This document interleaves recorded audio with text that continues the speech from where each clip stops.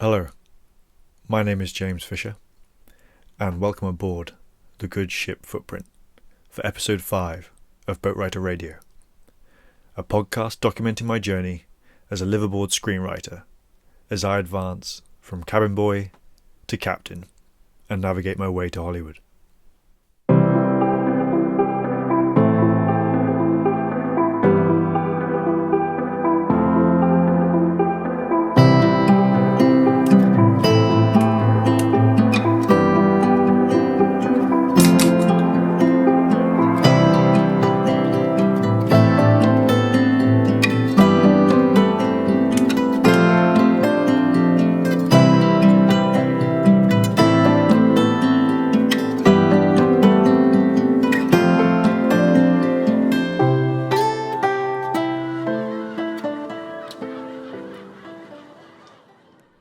You may have noticed it's been a little while since the last podcast. I find it hard to record this podcast, to kind of sit down. It takes effort and energy, and I have to be in a good mood.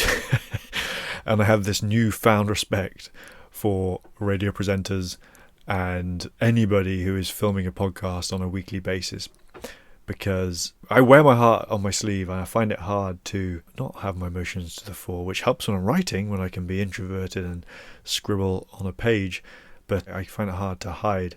So I'm thinking of radio presenters, people like Chris Moyles back in the day, or Chris Evans, just every day turning up and bringing that energy. And I'm sure they do bring some of their personal life to the recording, but I thought I might give yourselves guys a break from me while I got some writing done and went through a number of things. Do you know what I should have checked? But I think it's been nearly 2.5 months, 2 months at least, since I did the last podcast. So I will try to get better, and a lot has happened. Restaurants have burnt down, end of summer, lockdown 2 in Wales, and lockdown 2 currently in England, and lots of writing, deadlines met. Maybe a little bit of dating. Might get onto that a little bit later and know how much you like that. So, first of all, before I continue, I want to thank the sponsors of this podcast, Mr. and Mrs. Potts.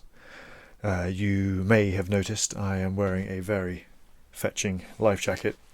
And yes, this was gifted to me, because Mrs. Potts might have seen her son on my boat out in the bay without a life jacket, and informed me over Instagram that it was the captain's duty to make sure every crew member had a life jacket. I then informed her that I had indeed offered a life jacket to her son, my friend Chris, and he refused to mutiny straight out the gates, refused to wear my lovely life jacket. So Mrs. Potts and Mr. Potts, knowing their son well, realised that my old crappy life jackets weren't quite good enough for him. So they bought him this beautiful life jacket, and then very kindly, maybe because Chris mentioned how old my life jackets were on board, gave me one. So now I can sail safely when I finally do get back on the water. Yes, very smart. I'm very grateful. So that is an unapologetic sponsor message for today's episode. Thank you, Mr. and Mrs. Potts. Well, I don't know exactly what was wrong with my previous life jackets. Here it is. Although, one thing I did spot, this is the post event of receiving this beautiful one, is it's got a little tag on it for the next service. And the next service was due July 2014. So for anybody I made wear this, I think generally I was wearing this.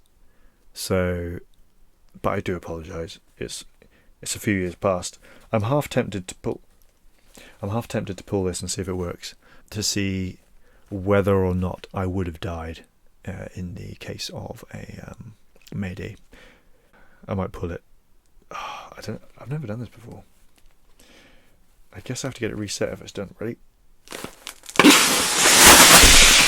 Oh! I would have lived.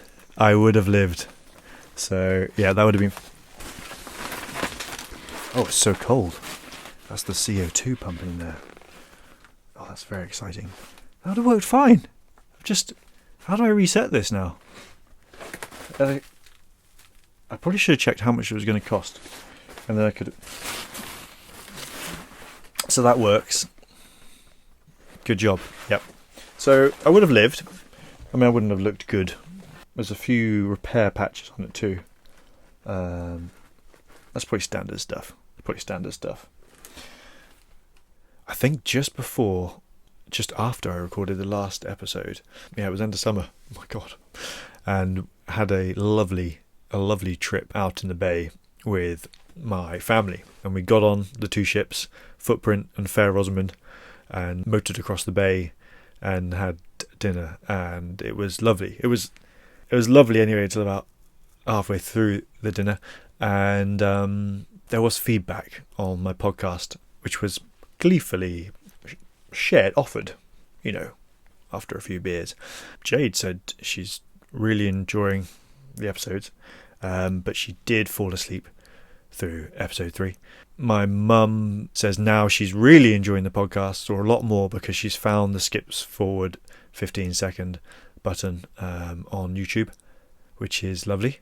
My brother Seb, who couldn't make it because he's off travelling around Europe, he said it would be perfect. It'd be perfect if he could just speak 1.5 times faster.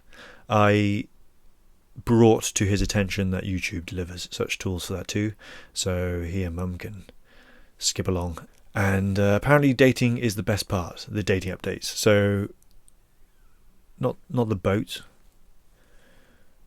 not the writing, nothing to do with living aboard or sailing or kind of this mission. The dating is the best part. Now, I'm not saying my family's volley of feedback is the reason that I haven't recorded a new episode in a couple of months, but it didn't help. So, writing update. It has been a very productive couple of months. I have finished my first big script of this year, a 1 hour, 60-page sci-fi drama TV pilot, which I've entered into, I think, 4 competitions to date. So, I'm going through rounds of feedback with that. It definitely took a little bit of digging deep to push over the finish line. The standard doubt crept in, as it does with all these things. I did read some good advice for submissions, and you're only really getting one bite of the cherry with one reader. And if your reader is not in the mood for that genre, that your style of writing, or it just doesn't click, they don't see what you see, then they're just going to put it on the rejection pile. So you do have to play the numbers game, because if you do get a reader that likes it, then they got a good chance that they will then champion it through the rounds. And the feedback, I got a script score of 7 out of 10, and then upper quartile, like top 24% on another one, so 2 different parts of feedback. And one of the positives was the writing style, which is really lovely to hear, as I'm quite early on in the screenplay game. After that, I also completed a short screenplay. That was quite recently. That was a couple of weeks ago, and I'm starting to send that out to try and get some funding for the production of it. I do not often think in short form. I think there's a real skill and an art to writing short stories and short screenplays. Quite often ideas come to me, whether they come to me through a dream or just a random moment of inspiration, or sometimes ideas start as a scene and then I add to it and then it becomes a whole idea. But it's generally always longer form. There's just a longer arc to it all. I'm always impressed with some of these short story ideas that seem to kind of hit emotional notes so quickly. The nice thing about this short screenplay I've written is that if I don't get funding, I can put it into production myself. I would just need to get organised. Can you hear that rain?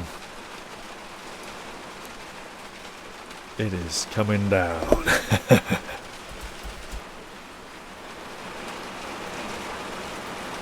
Oh, water just went right across the screen there. So, on to the bit you've all been waiting for, the dating updates. So, about 8 weeks ago, I just made a decision. I was slightly tipsy when I made the decision, but I thought it's time. It's time to date again. It's not fair to deprive the market of, such a boat tramp as myself. I hit the apps. I'm not sure how many of you have online dated before, but it's a jungle out there. If you have online dated, you know it's a numbers game. That sounds cold. That sounds crude. But it is a numbers game. You get presented with an image of someone, and you have to choose whether you like them or not. And they in turn will swipe and choose whether they like you or not. And only if you match, only if you both like each other, can discussions commence.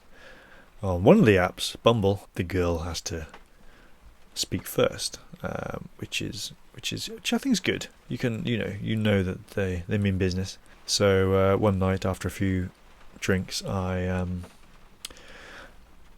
thought I'd just get it over and done with. So I stayed up till 2 a.m. and I swiped the whole of Cardiff.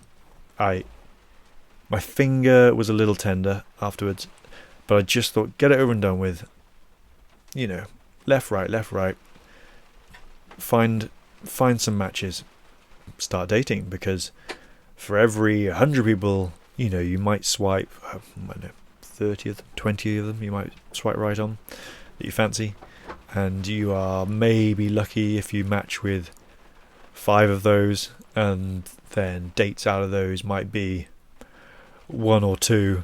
And even at the dating stage, it's it's not always peaches and cream. So yeah, I swiped the whole of Cardiff, matched with 2 people, and only one person started talking to me. We got a date, and I didn't get too excited. I shouldn't. I kept swiping, got on Hinge, started swiping on there, started trying to match other people, because worst thing in the world is getting one-itis. I did fancy her, but that's enough. Just fancy her, great, go on a date. But you want to make sure you got some other dates in the pipeline, because you just do not know how that date's going to go. You could end up in Cosmopolitan magazine, or you might not fancy them, they might not fancy you, even if you like the pictures and the chat and when you meet in person, if you just don't have. But it's tough. You're meeting a random stranger who you may or may not fancy. You may have to make an excuse to leave, but neither of us made excuses for 6 hours, which I think is breaking all the rules. I think you're meant to go for 1 coffee, 2 coffees max, or alcoholic drinks, buy 1 each, exit, done. But we just talked, and I don't think we really wanted to say goodbye, but we were good, and we said goodbye and kept it classy. Such a good connection that I very quickly decided I didn't really want to go on any more dates, and I am pleased to report that kind of gut instinct was correct, and we are still dating now. So I'm sorry, I was hoping to bring you some really brilliantly exciting dating fails, but unfortunately, first bloody date, found a good one, and her name is Lucy. So, hi Lucy. This is the other problem. I know she's going to watch this if I publish it, and leave it at that. Okay, got all shy now. So there you go. No more dating updates for you perverts. Well, I'll keep you up to date with my relationship if you really want, but I think we're going to get back to boats and writing for now. So sailing, there's been very little sailing. Lockdown put a kibosh on that, and to be honest, it's difficult sailing solo, yet I'm not kind of confident to head out on my own. Yeah, I really want to get out into the channel, out of the sea locks into the channel soon. Although it won't be on Footprint, because I have some news. This will be the last podcast I record on Footprint. My brother, who some would maybe describe him as dynamic, you could potentially say he's impetuous. That might be another word you use. But having a dynamic brother means his world changes. And if you're kind of connected to his world, then your world kind of changes a little bit too. So my brother and I both have a boat in this marina, and he decided to buy a house in France. Oh, I don't think he's told Mum about that yet. I think I'm meant to keep that a secret. I'll check it by him before publishing. Maybe. And he rang me, I think about a week ago now, said, "Oh, I'm thinking about selling my boat, Fair Rosamond. Would you be interested in buying it?" And my instant reaction was no. I have fallen in love with Footprint.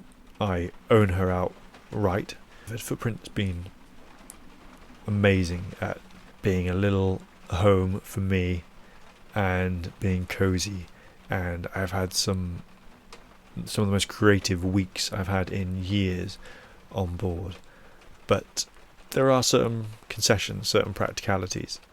I have to hunch over a little bit when I'm cooking. The sink is tiny. The bedroom is small, which be nicer if it was bigger.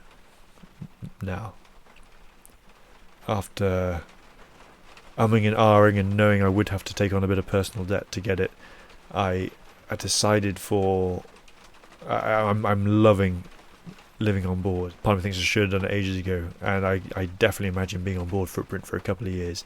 So this has accelerated the decision for sure, but it's Footprint's 28 foot, while Fair Rosamond's 33, and it's a motor sailor, and then with each foot you add lengthwise, you get the width and the height, and yes, I can stand up. And I have actually been having a bit of back problems. I would say I'm excited, but I'm not. It was a pure head decision. My heart is still here on Footprint. It's been brilliant for the last 5 months. And even though I haven't done as much sailing on her as I'd like, and done as much adventuring, it's been amazing. So, yes, a new boat, a new era in this adventure. And I think the right move to perpetuate this kind of writing, sailing, boat living dream. So yes, this is farewell from Footprint, and good night, sailors.